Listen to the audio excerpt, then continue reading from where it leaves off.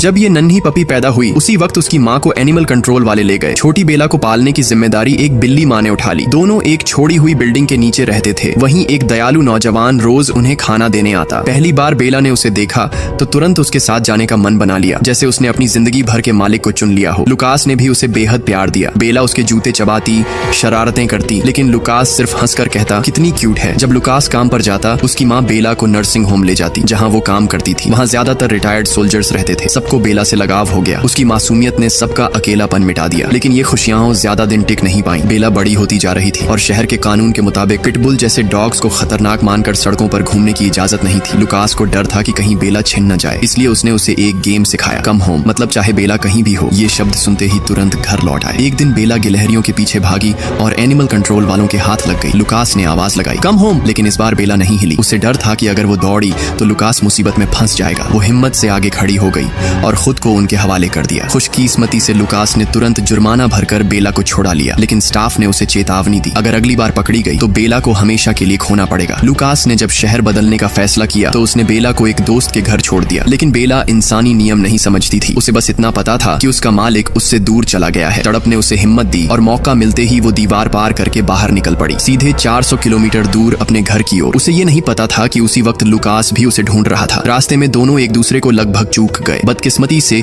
बेला सड़क पार करते हुए कार से टकरा गई। उसका पंजा टूट गया, लेकिन घर लौटने का विश्वास इतना गहरा था कि वो फिर भी उठ खड़ी हुई और लंगड़ाते हुए आगे बढ़ती रही। जैसे जैसे रास्ते बदले, इमारतें और गलियां पहचान में आने लगी। वो घर पहुंची, लेकिन वहां सब कुछ बदल चुका था। लुकास कहीं नहीं था। टूटी सी बेला जमीन पर गिर गई। तभी एक जानी पहचानी म्याऊं सुनाई दी। उसकी बिल्ली माँ सामने थी, जिसने उसे फिर से संभाल लिया। बेला को उम्मीद लौटी और वो भागती हुई नर्सिंग होम पहुंची। वहां सबके चेहरे चमक उठे और तभी उसकी नजर लुकास पर पड़ी। दोनों दौड़कर